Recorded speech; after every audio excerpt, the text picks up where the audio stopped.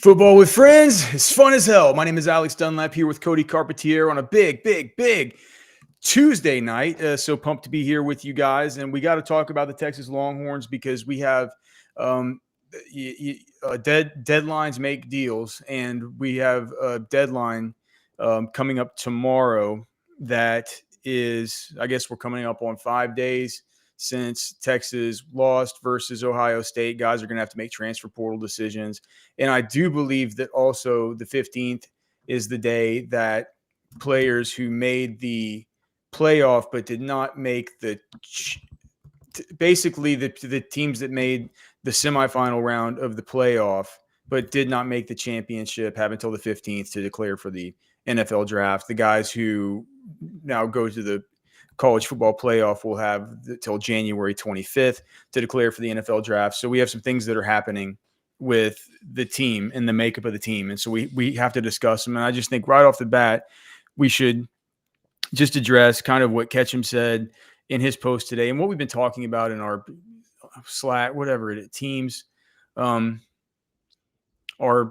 behind the scenes sort of message board thing that we have for staff at Orange Bloods. And look,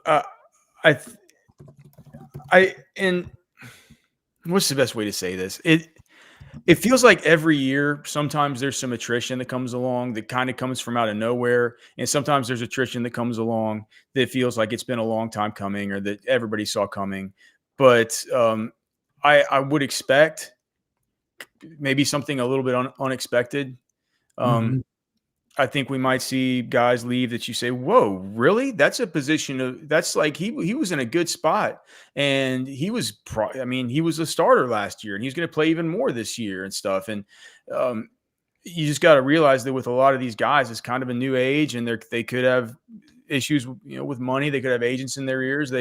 It's a tough thing to navigate for 18, 19, 20, 21-year-old guy in this new changing world and having to kind of be thrust into being an adult and making adult decisions about stuff. And when you have adults telling you, hey, look, it's time to be an adult and man up and make these decisions, it's like, you think that that's just what you need to do. And so some of the names that I've heard that people have thrown out today, I'm just like, no, that's not happening.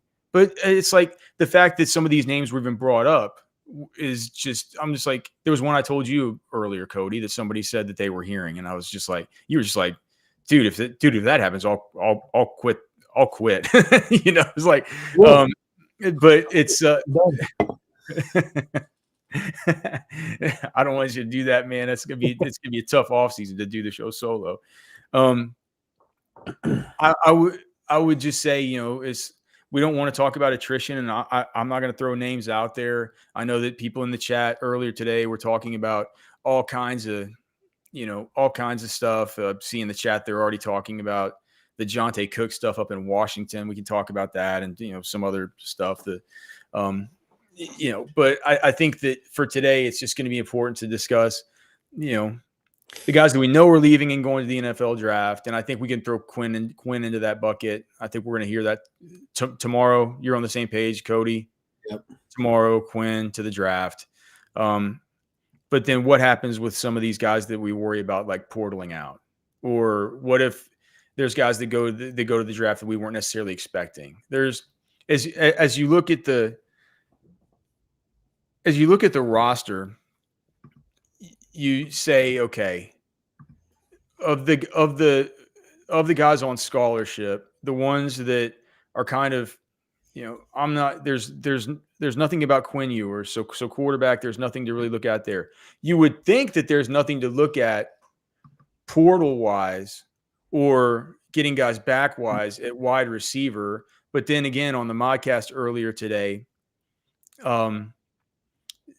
Chad was bringing up the stuff about Silas Bolden and about how he could technically, I guess, as a grad transfer, you could stay for 2 years. I don't know if that's going to be anything under consideration, but that's somebody that we still kind of do need to officially hear from, right?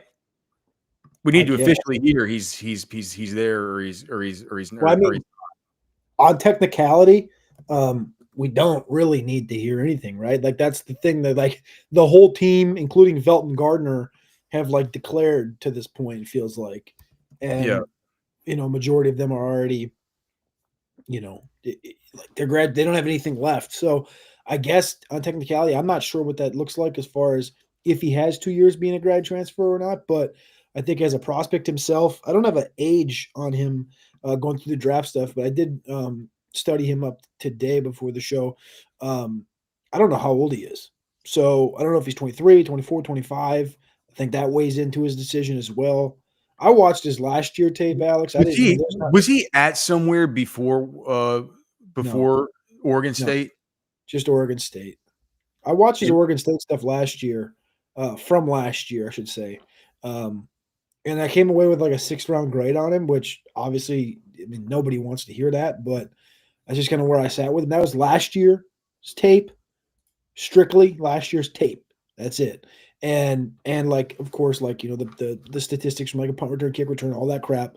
Um, but I venture to bet that plus this year, his lack of output overall is probably going to bump him down a little bit. Like, I'm sure he's right there on the fringe. So if there is a decision to be made, like, hey, I could come back and I could actually compete for more reps playing Z on the outside, like, because you guys talked about earlier on the show, like right now that room is Butler and probably French and Lockett, and it's like, okay, well, if Silas came back, there's obviously he would be the leader in that room. So it would make sense. But do I think it happens? Like, I don't. I have no idea what that even looks like. I have no idea if that's even a thing, or if he's just not a guy that's going to post it. I guess I don't know. yeah. Well, look. Okay, so all right, Bolden. That's the deal with him, and you would think that Texas wouldn't be at risk of really losing any wide receivers, just because all these guys have such, with Bond gone now and with Golden gone now. It's like these guys are going to be stepping up into major roles, all of them. At least they're going to think that they have the opportunity to. They think that the runway is going to be there. I see somebody in the chat is asking what we think about JWags 25 saying thoughts on the Penn State wide receiver that entered the portal. So was that is that Harrison Wallace? No, I think he had a different name. I think it was like gosh. It was I don't think it was Harrison Wallace, was it? It was yeah, maybe it was.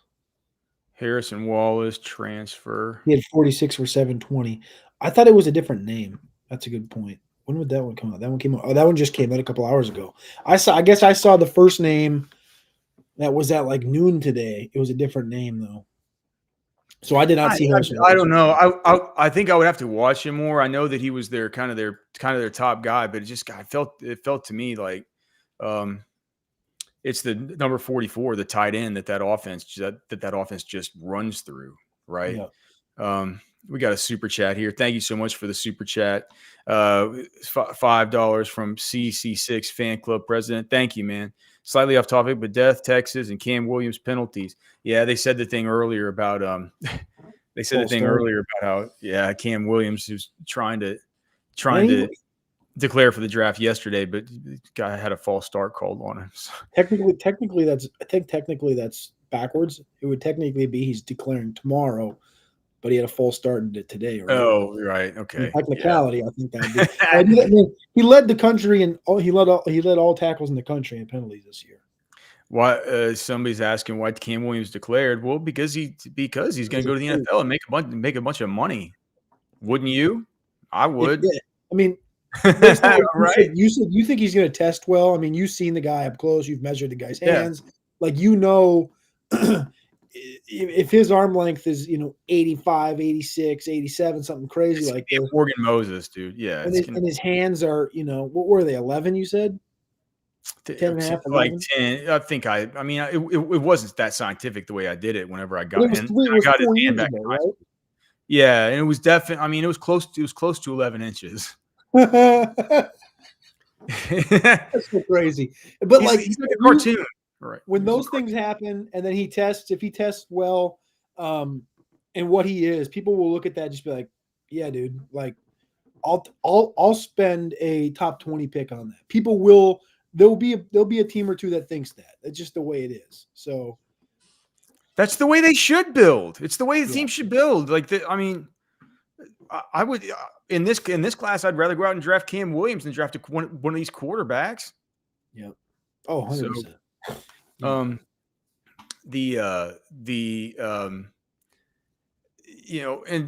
Cloris Robinson is asking in the chat about whether Texas is being aggressive enough in the portal, and that kind of goes along with what we're saying here. And look, whenever I suggested Cody's title for this, I said, I want to be, will Texas rebuild or reload in 2025?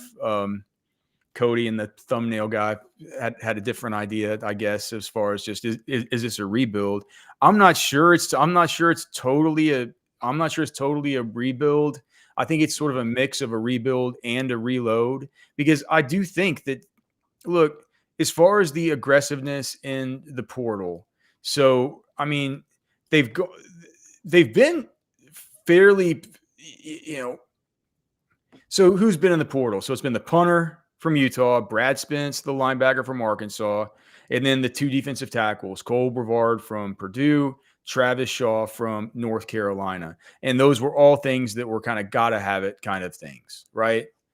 I'm not sure wide receiver right now is a gotta have it kind of thing. I'm beginning to think that maybe an additional offensive lineman is a gotta have it kind of thing, right? And we're going to talk more about that here in a little while, but it's just in the initial review of the dudes that we're still waiting on, any shoes that we're waiting to possibly drop.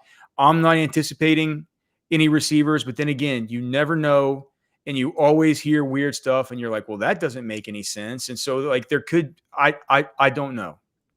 Well, and I'm not going to throw out names here that people have just told me, because I think that's probably, unfair.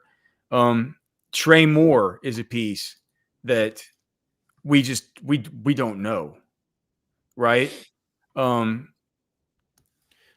mean, when you're like, Trey Moore has to be one of those guys. We heard a number of guys were looking to, they weren't looking to potentially come back, but the school's looking for them to potentially come back.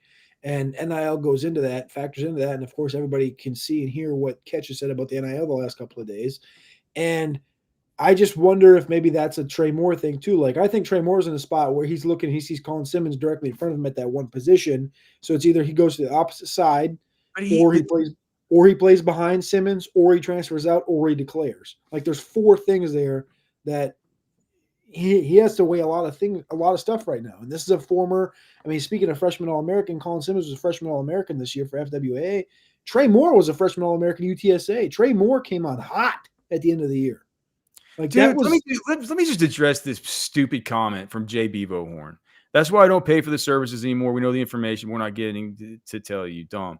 All right, dude. Well, listen, man. We're not like you're not obligated to be here, and we're trying to give context. We appreciate everybody being here. We appreciate you commenting. We're not saying nanny boo boo. We know something that you don't know. What I'm legitimately saying is I care enough. I respect your intelligence enough, and I respect your fandom enough to not go out and just be blasé and saying that there are players that I've heard that could be wrong. When, like I'm saying, I care more about the information that I'm giving you being right than I am about than just getting clicks and being like, "Yo, this guy's gonna go. Like, this guy's gonna go. Yeah, I heard he's gonna go." It's like, man, this is like, we don't ever call out commenters, but come on, dude. We're trying to give context here, and if I were to say everybody that I'd heard, I'm not saying anything. It's not because I don't want you to know. It's because I don't like half of these people. I'm not trusting what they're telling me. Some of these names that I've heard don't make any sense.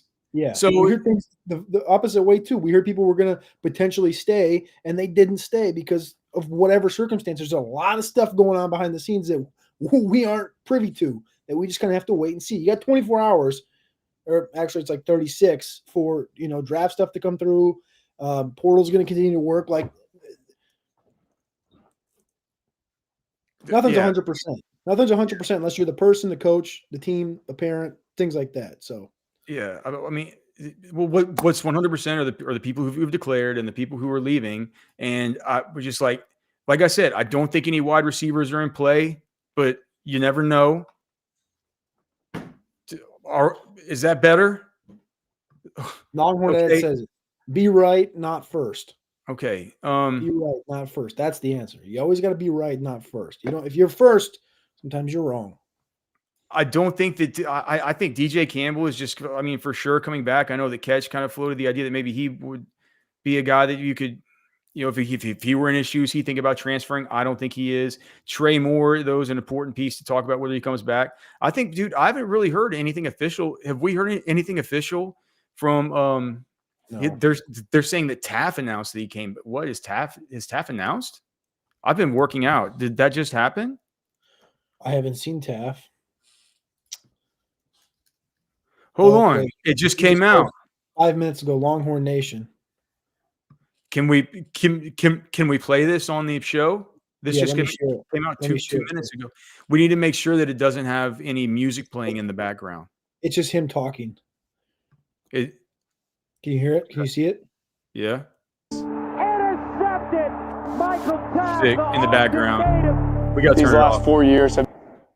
All right. But it looks like he's probably about to say that he's going to come back, because you see all the responses.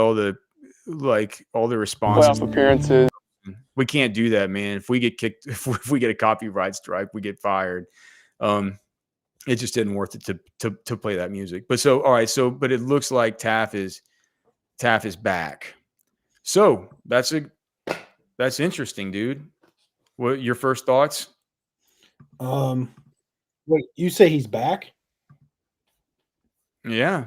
I mean, that's what the people in the chat are saying who can listen to it. We can't afford to listen to it, because if it has music in the background that gets flagged, you can only get like 2 or 3 of those before your channel just goes to like they just blow up your channel, and they take away your ad revenue. So I'm going to trust the chat that he's back. Have they said anything in Teams? No, they've just posted the thing. Trying to listen to it really quick. Taff is staying, says Jalen Brown in Teams. So all right, so Taff is back. Initial thoughts? Good. That's awesome. And that was one of my questions tonight. Was where does Texas stand if Michael Taff declares for the draft? Because that's kind of been there's a couple of guys, majority of them have declared so far. It came down so far, in my opinion, it's to Trey Moore and it's to Michael Taff. And I think with Taff staying, you kind of keep that veteran leadership on the back end. You obviously have Derek Williams coming back off injury. You have Jelani McDonald, who played. I think it gives you a strong trio. You got Phil Simay, who got some work this year, Johnson Rebel, and then you got the 2 freshmen coming in Zealous and Jonah. And Zealous is reclassified, so he's super young. And then Jonah is just an overall menace. So I think you feel good about that back end now. I think it would have been a question. It would have been added to the pressure of like, man, we got to potentially go get a tackle. We got to potentially get a receiver. We got to potentially go and get another D tackle, whatever it is. Like, you don't want to have to add that, safety spot. We probably use a safety. We probably could. Like, you don't have to worry about that now because you got Taft back. And I think that it brings that leadership to that back end. It just solidifies. It's like the glue. He's the glue guy, right? So it solidifies everything on the back end. Even if there is some new pieces there, like a Kobe Black or Derek Williams, who missed the majority of the year. So I think it's massive. Do you remember when Derek Williams' injury was? I feel like that was that in October? Because when against Oklahoma. Okay, so yeah, October 14th. Yeah, that man. Whenever that injury happened, I was like, I'm not sure we ever got the. Did we ever get the word on exactly what it was? It was leg or knee. Yeah, it was like knee or something. He underwent surgery, and the we hadn't heard or seen anything for a long time.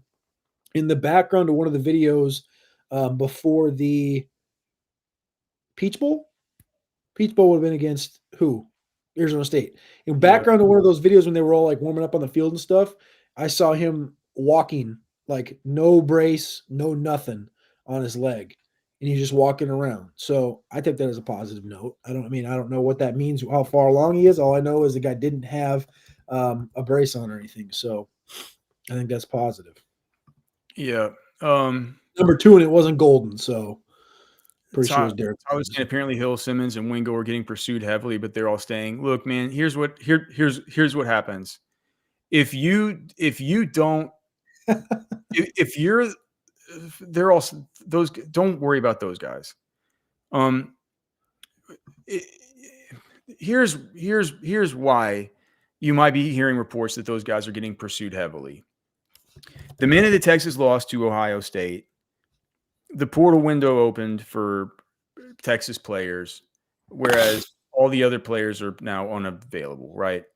If you have remaining needs and you have remaining money and you think you have a chance and you think you have an existing relationship with the dad or with the agent or whatever else, you have to, it is incumbent on you as a recruiting director or as a personnel assistant or whatever it is to say, all right, I might make 100 of these phone calls, 150 of these phone calls.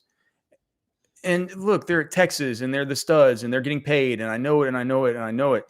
But if I make 150 of these phone calls of this same kind of phone call, and on one of them, I don't get told to completely buzz off, and there is a little bit of a kind of twinkle in the eye, and they're saying, you know what, actually, not saying this for like Ant Hill, but let's use him as an example. Yeah, actually, Ant did have a falling out with his linebackers coach or something. But what are you guys talking about? Yeah. And next thing you know, all of a sudden you're like, well, I'm glad I made those 149 other calls where they told me to, they told me to buzz off. It's a numbers game. So if you're a good player, you're going to get contacted like that. Your agents are going to get contacted like that. Those guys are already taken care of. So don't worry about those guys. But I think it's probably catches hurt it, and I think that. There could be like a guy that's maybe like a starter that could end up leaving, but none of these kind of all SEC kind of nominee types of players or all freshman team types of players. It isn't going to happen. And I think the reason why it dovetails into what we were talking about earlier with somebody asking about, well, is Texas being aggressive enough with the portal and what's going on there with it. And I think Texas is in a spot right now where Texas was uber aggressive paying like athletes and stuff. I mean, the money they gave every year, it's just going to get more and more. Like right now, I think Justice Terry was like the most that they've ever given a true freshman coming in. And they've done it before with guys like Brandon Baker. It makes me clench up to think about what they had to, I'm sure like Malik Lockett and French and McCutcheon, they've had these guys over a barrel, man. They need money. They need a lot of money. And it's like, well, what are we paying all this money for if all we're going to do is bring in these transfers we have to pay all this money for? They didn't work out at their other schools. And so I don't think it's a non-aggressive approach. I think it's an approach that is a little bit more holistic and this dedicates a little bit more of those resources to homegrown guys you can bring in and let kind of build in your own culture and stuff like that. Whereas I think other programs like Oregon, what do they get? I mean, are they just going to buy a new quarterback every year? Buy some fifth year guy every year is like this. That's the new model, right? It works when I do it. Yeah. So Sark hasn't really been that much like that. I think that probably the thing you could say about him that's been kind of systemic with the portal maybe is the wide receiver stuff. Maybe a little bit of defensive tackle stuff has been sort of systemically what he likes to do. And he's been kind of like that at tight end, I guess, a little bit with going back to Alabama for these guys. But it doesn't feel like it's, it's just like he said, man, like he's never going to major in the portal. He's not going to major in the portal. So I don't think it's them being non-aggressive. I do begin to worry a small bit about the offensive line and about just if there's going to be anybody available that they can get just from a pure numbers perspective. It's like that's I guess that's my number. I'm sorry. I should say I think it's my number 2 concern, because my number 1 concern is always just the type of beef that I'm putting in my body. Texas Beef Traders. Have you heard about them? I went to Texas Beef Traders today. Now I'm gonna go pick up a big box from there a little bit later in the week after the shipment comes in. I think we're getting new beef jerky on Wednesday. We got a small shipment last week, but it wasn't enough for them to put it back up on the website. So we're gonna have beef jerky, I think, starting tomorrow for you guys to order again. But I did get some Piedmontese ground beef, and I did get one of the few bags of the jalapeno garlic beef jerky. Just the best, the most elite meat snack. But that Piedmontese beef, guess what I'm going to do? I'm making spaghetti and meatballs tonight, and it's going to taste better than an Italian restaurant. And those meatballs are going to have less fat in them and less cholesterol and less calories than a dang chicken meatball. And they're going to taste like pure delicious beef.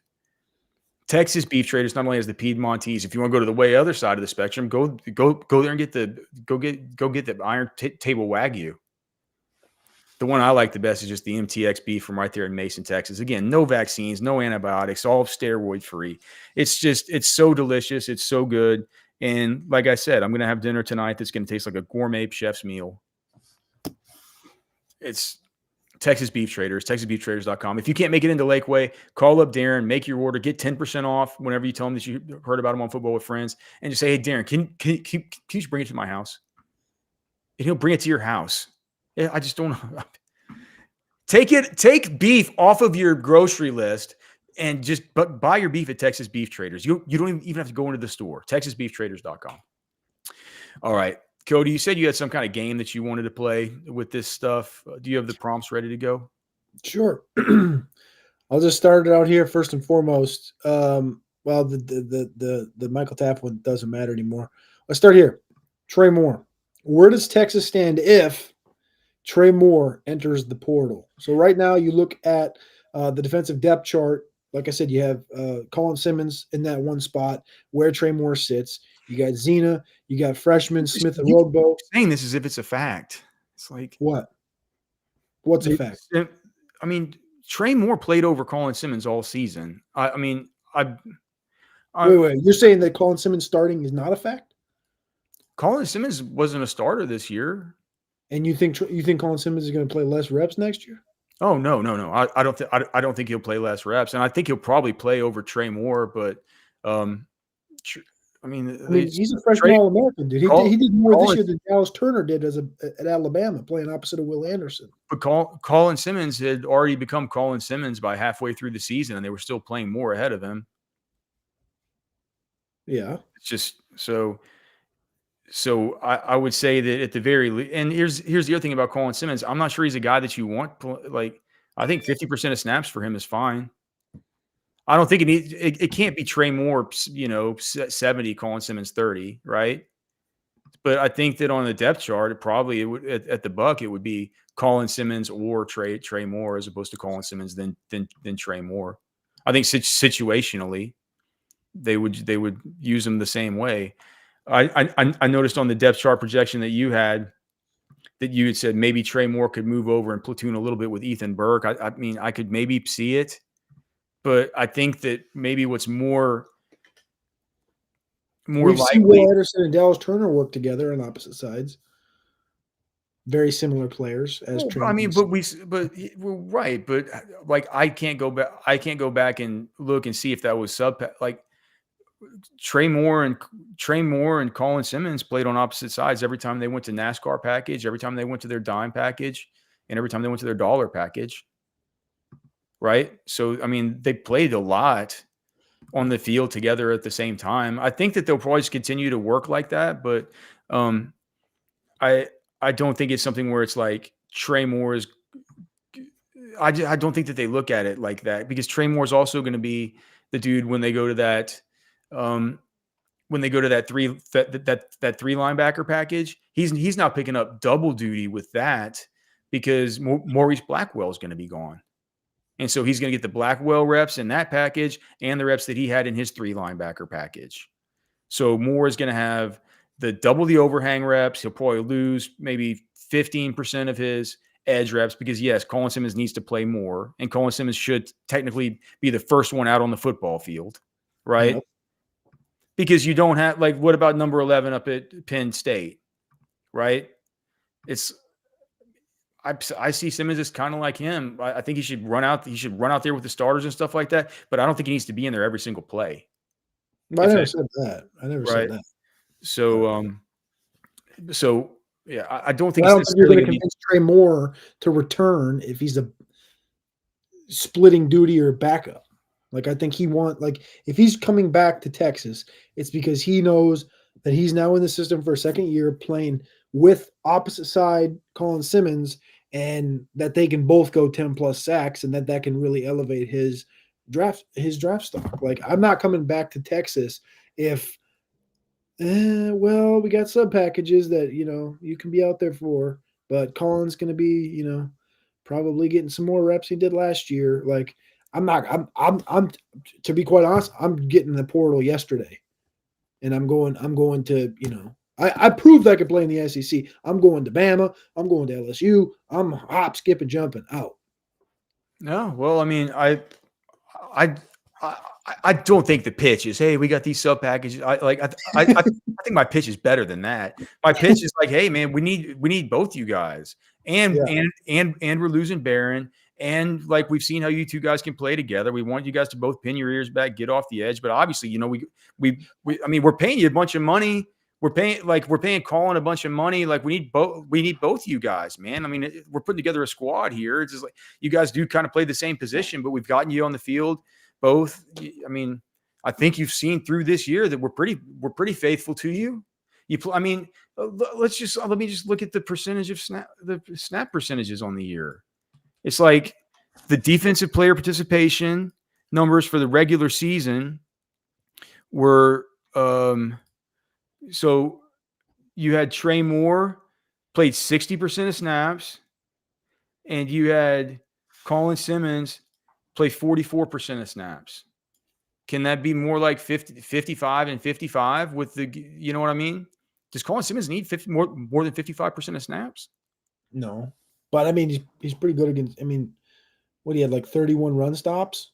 Yeah, he's better against the run than people give him credit for sure. Yeah. But he's still, I mean, do you think that there's a potential, like if Simmons potential, I mean, he looks like he's gained some not serious mass, but he's gained some mass since he got to Texas. Like, do you think there's potential he gains another 10 pounds and he maybe is 255, 260 by the time the season starts, and he potentially goes to the other side? No chance. No, you can't do that. You can't do that. You can't take away his superpower. His superpower is his get off. You know what I mean? Like, there's no way that you can neutralize that. But I think it'll work out. I think that, look, Trey Moore played the 6th most snaps of anybody on the team. And by the end of the season, you have both those guys. You have so let's just say by the time we get into the nut cutting portion of the season, right?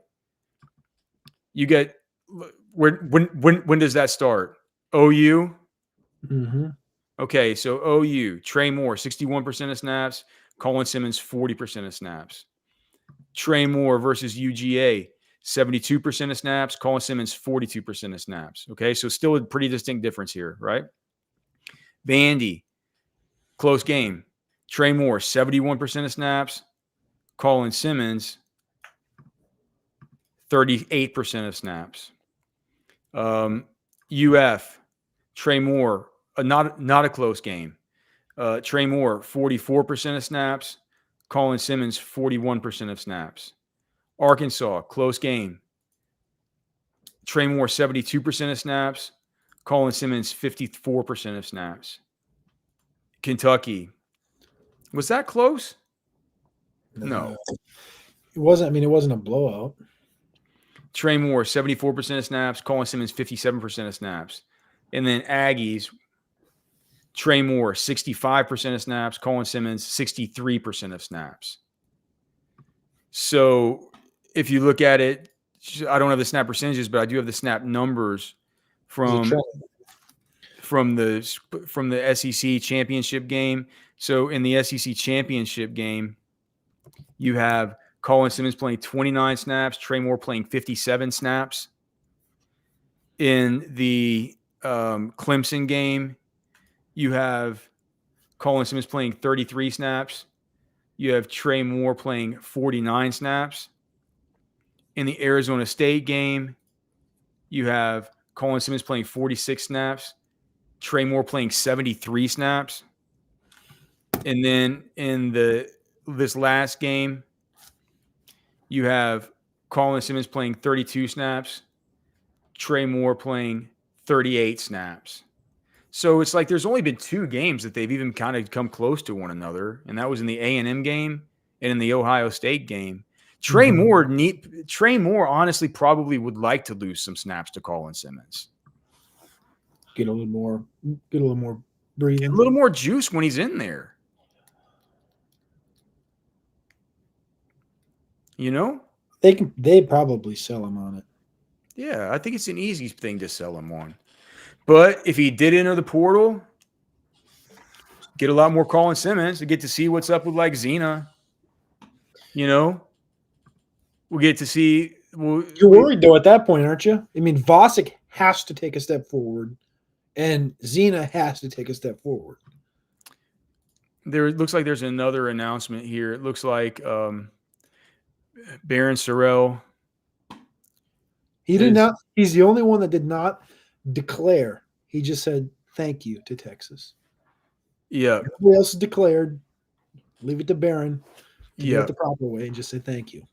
Yeah. So we knew that he was leaving, but that is so we have that. We've had Taff during the show. For people to keep on asking what is like, yeah. So Taff posted it on his Instagram and on his Twitter, one of these videos saying like, yeah, man, I'm coming back. I'm so pumped. Do you know what would be perfect for Taff to get a poncho sponsorship? Dude. I mean, couldn't you just see Taff in the, I'm sure he has a bunch of poncho gear. I bet we can AI Taff onto that. Yeah, dude. Oh man, I'm so pumped that we're getting to put in this new order, Cody, and you'll be bringing me that new shirt that I'll be able to rock around the Senior Bowl. I've just fallen in love with these denim shirts from Poncho. They're made so well. They're so high quality. We have our daddy-daughter dance coming up at school at my daughter's elementary school, and my buddy Mo from down the street, who sometimes will chime in on the show, but he texted me and he's like, yo, man, we need to coordinate for the daddy-daughter dance about to make sure we're not wearing the same poncho shirts. Just because once you start buying them, it's a little bit like an addiction, man. They're so nice. They're like, I don't want to own other shirts. So thanks, Poncho. So I don't want to own other hoodies. I wish I could buy more hoodies, but they're sold out. Poncho Outdoors, man, just awesome sponsors. Thanks so much to those guys. And of course, thanks to everybody here in the Specs chat line, over 1,000 of you right now between X and YouTube. Of course, the Specs chat line and Orange Bloods Live, all the shows are brought to you by the generous and great people over at Specs. No matter what you're needing, Specs same-day delivery can save the day with our Specs app or online shopping. From world-class wines to hard-to-find spirits and craft beers to gourmet foods, delicious snacks, and spectacular sweets. All right. So, yeah, thanks so much to Specs. Again, this is Football with Friends. Alex Dunlap and Cody Carpentier. We're here every night from 6 to 7 p.m. Central Time, getting you caught up with everything in the world of the Longhorns, college football, and coming up here pretty soon, the NFL draft and all that stuff. We have the Senior Bowl coming up. Cody, when do you leave for the Shrine Bowl? Next Friday. So 9 days. Are there any Longhorns in the Shrine Bowl? Yes, the Shrine Bowl. There is, I think there's. Let me double check. I think there's like not that many. Yeah. I mean, it's also weird because where did it go? I just had the depth up. There it is. I don't know. Their roster just disappeared for some reason off their site. But anyway, I think there's a couple of them going. I don't know. How do we not know this off the top of our head? Where is their roster? Shrine Bowl invites. Let me just look at this. Their page. They took their page down for some reason. It's kind of our job. let's see here. Well, I know So the Senior Bowl ones. The Senior Bowl ones is Vernon Broughton, Alfred Collins, Baron Sorrell. You have Gunnar Helm. You have, I think that's is that the only? Broughton, Collins, Yep, Sorrell, Helm. Sorrell, and Helm. I don't see any Texas players on this list on College Football Network. Maybe Did you find the Shrine list? just a list of accepted invites where somebody's kind of collated it. Why is Keandre Lambert Smith going to the? Shouldn't he be more of a Senior Bowler? They have no Texas guys. I wonder if that'll pop up after tomorrow. Maybe.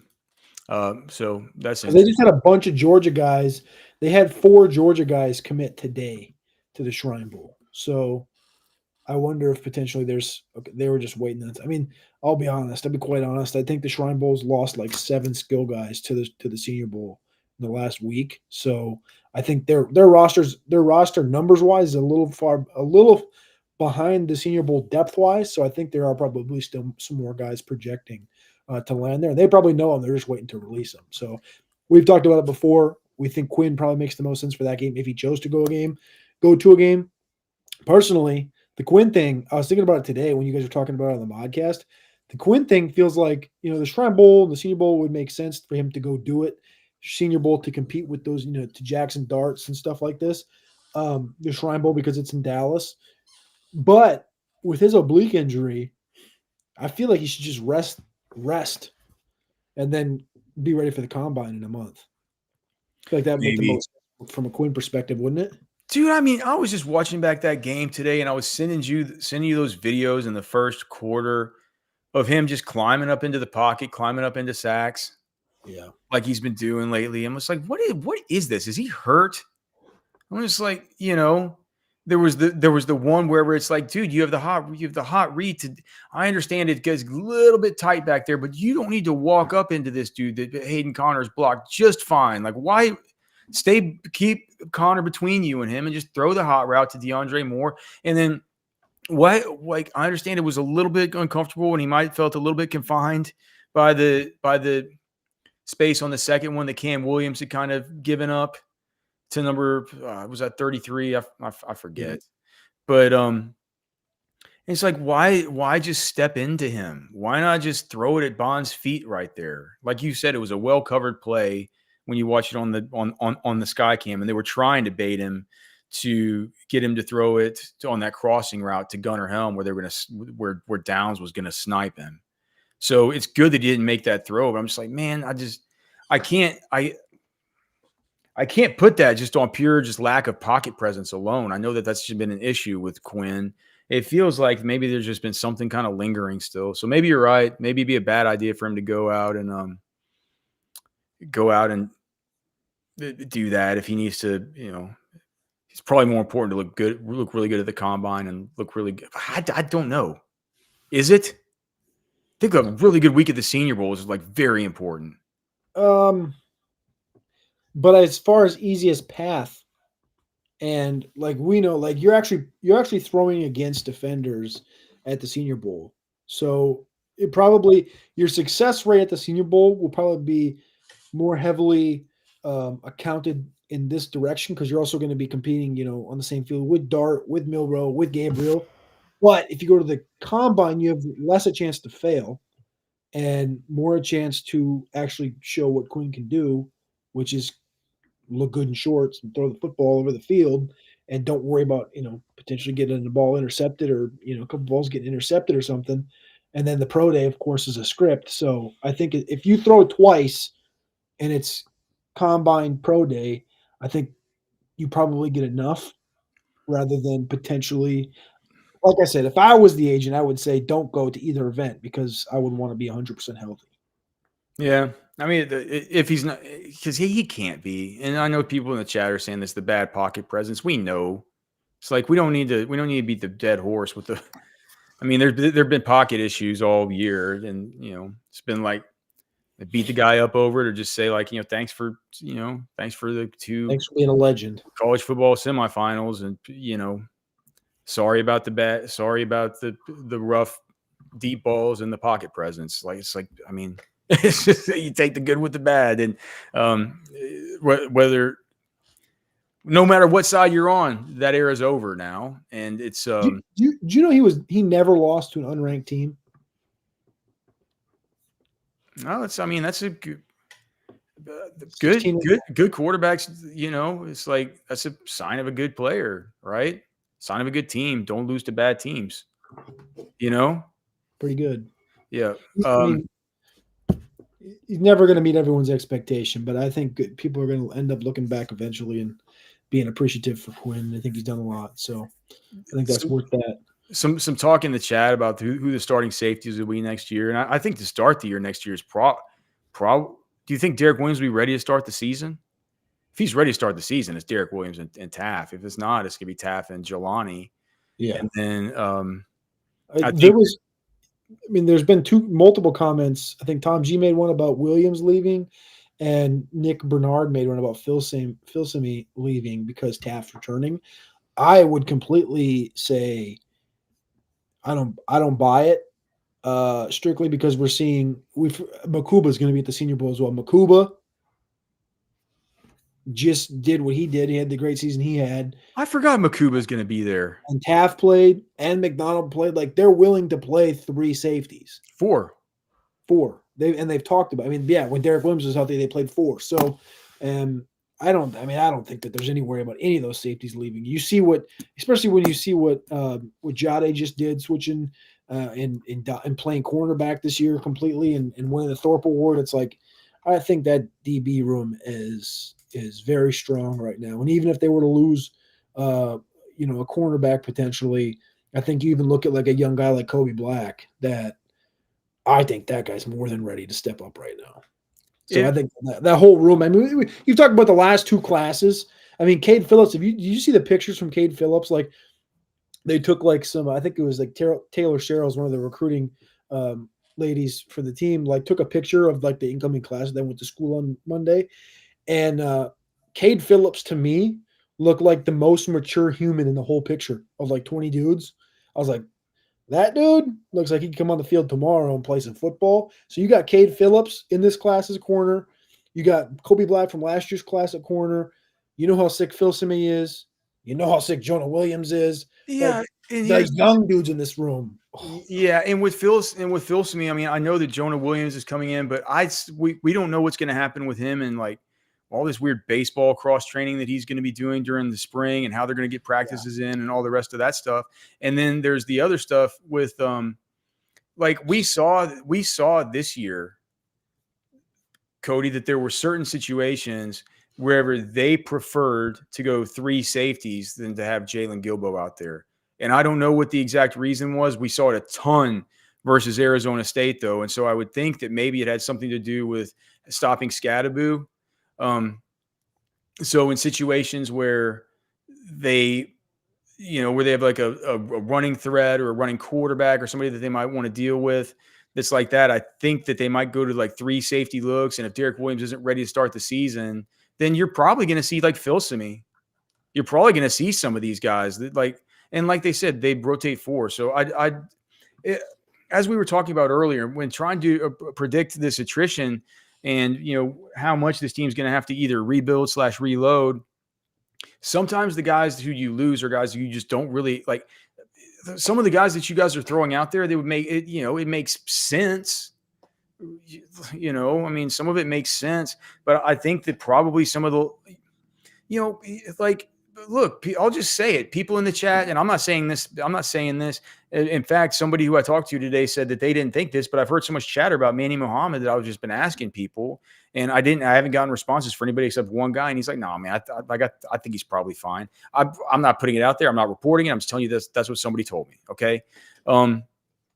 But like to me, that wouldn't be one that you would say like, well, that makes a ton of sense. That guy's going to be. You don't think it would make sense? The only way that Manny Muhammad makes sense if he left would be if Jabbar told him how much money he can make. Well, but here's the thing. Jabbar told me he got $2 million to go to Oregon last year.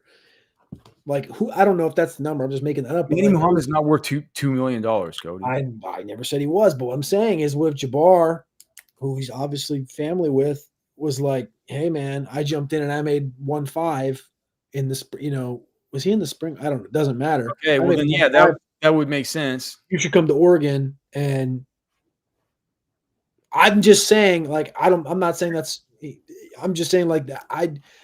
Would it shock me? No. When you look at the depth chart, it's his room. Outside of Gilbo, he's the oldest one in the room. Like, and if he has a good year, he's going pro. Like, I like what Tyler says. Breaking. Put it on X. Man,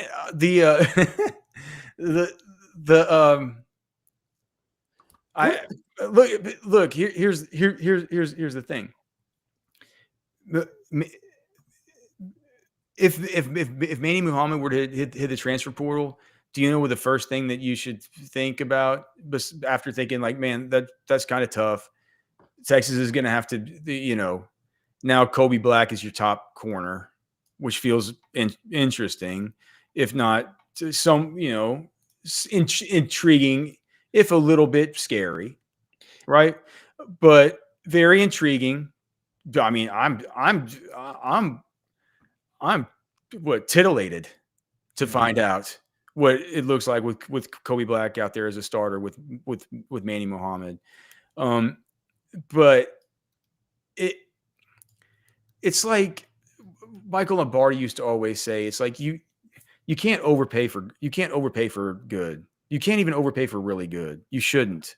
You should overpay for great. And if you think that Manny Muhammad wants $2 million, you're overpaying for kind of really good. Mm-hmm.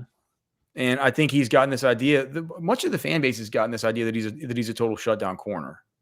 And that's just simply not that hasn't been the case.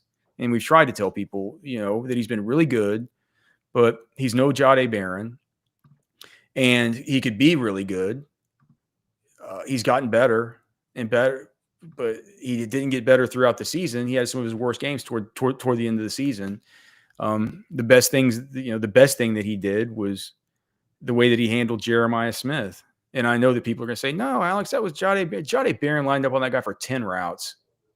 I can't believe how did that become the whole national narrative that Jahdae Barron shut down Jeremiah Smith? He ran 37 routes to that game, and Barron was on him for 10.